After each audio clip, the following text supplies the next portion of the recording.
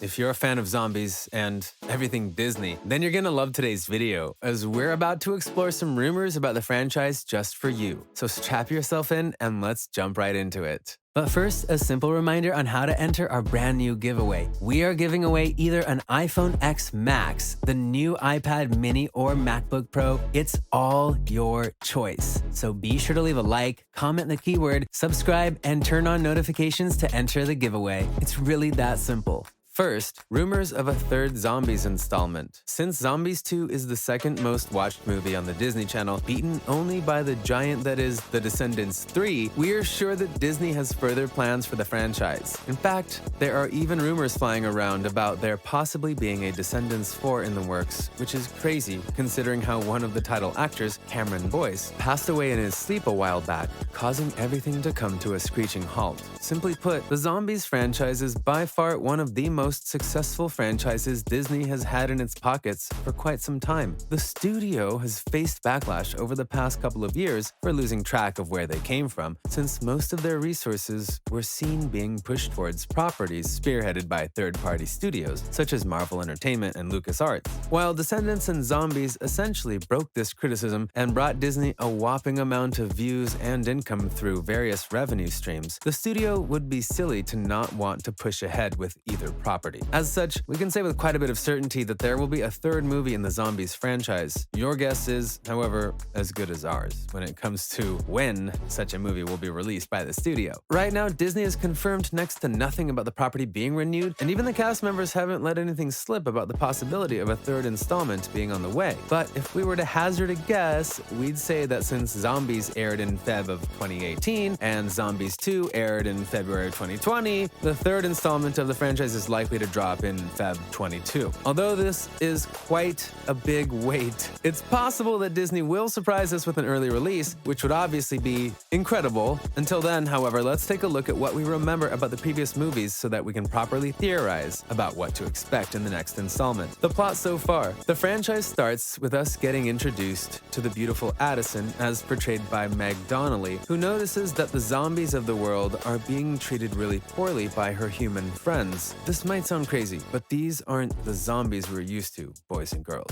In this universe, they simply aren't the killing machines Hollywood have made us believe they are. It's for this reason that Addison makes it her calling to bring equal opportunities to all, regardless of whether they are living or dead. So, where the first realm dealt with zombies trying to fit into human society and all the difficulties that come with it, the second movie concentrated on bringing a third category of humanoids to the party: werewolves. Surprisingly enough, even though Zed, the title zombie character as played by Milo Manheim, has been ostracized for being who he is in the first film, it's now him in the second film who has trouble accepting the new kids on the block. Although Zombies 2 was received a lot better than the first film in the franchise, their plots were essentially the same, as pointed out by a few critics of the sequel. You see, the first film really revolved around Zed finding a way to blend into Seabrook and the human school that he was attending. Finally, though, after realizing that he doesn't need to change who he is in order to fit in, the world around him starts to change and humans and zombies start to live in harmony with one another. In the second film, nothing much has changed, with zombies and humans still getting along, but now better than ever. Then in come the werewolves, which Zed sees as characters that everyone should be incredibly wary of. He worked his hardest to be accepted into society after all, and he wasn't about to let a new set of monsters ruin all the work he had put into being accepted. Sadly enough, this is exactly what the humans thought of the zombies, which shows just how deep intolerance can run. In the end, however, both the humans and zombies realize that they have nothing to fear from the werewolves, who can sing and dance just as well as the rest of them. The overarching theme of Zombies. As you can tell from a quick revisiting of the plot, Zombies is a franchise that has much to do with the showcasing of intolerance, similar to how the X-Men franchise of comics and movies was established to show just how crazy our persecution of the unknown can be. As humans, we have a tendency to be scared of things that we know little about, which extends to people from different cultures and upbringings. Rather than getting to know these different classes of people, it's far easier to paint them as the enemy and stick with our own. We can clearly see this in the first Zombies film where Zed, although an incredible person in his own right, is misjudged and labeled as the enemy by an intolerant human society. By watching this, we can't help being reminded of our own pasts, where people of color were often prevented from using the same amenities as those of European descent purely because of the difference in skin color. The second Zombies film then takes this idea a step further, showing that intolerance never really disappears completely and can be easily experienced by those who have been victims of intolerance themselves. The great thing about this concept is that it doesn't necessarily have to be about race. If you're a member of a group and feel excluded, you can easily put yourself in the shoes of the zombies in the first film and werewolves in the second film, with both movies then showcasing the acceptance of these characters in the end. It's a message and overarching theme, as intolerance will likely always be around, and the more materials in place to help kids through situations like this, the better. The setup of Zombies 2. Towards the end of the second movie in the franchise, fans were left on a bit of a cliffhanger when they watched in amazement as a large blue meteor of sorts fell from the sky and crashed into the outskirts of Seabrook, causing Addison's hair to glow with a bluish light. But what could this mean? Well, boys and girls, there is no doubt that Zombies 3 will be dedicated to the answering of this question, and considering the overarching theme of intolerance, we believe that this meteor is set to introduce a new group to Seabrook, allowing for further intolerance of the unknown to be overcome. In fact, the werewolves of the franchise actually said in an interview that they would love to see new creatures joining the eccentric town of Seabrook. Ariel Martin, who plays Winter in the second installment of the franchise, commented that, "I feel like in the third one, they should just bring everybody. Whether this new group of creatures takes the form of aliens, vampires, or spooky ghosts, we're betting that there will be some kind or other of pushback against their inclusion in society, only to realize toward the end that they are a perfect fit. We have our money on aliens, though." Zed's mom. Considering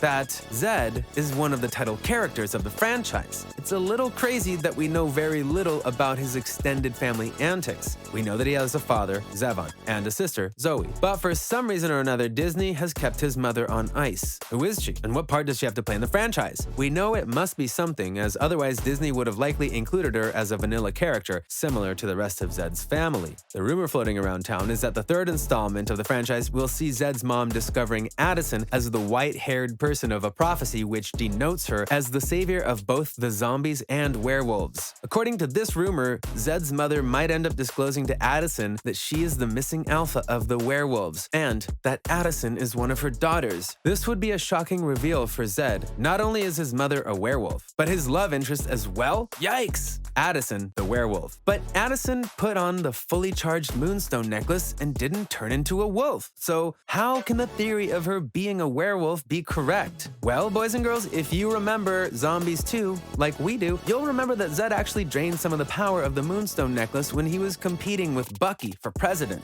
In other words, the necklace was not actually fully charged when Addison wore it. Anyway, that wraps up the video. Thanks for watching, and I'll see you in the next video.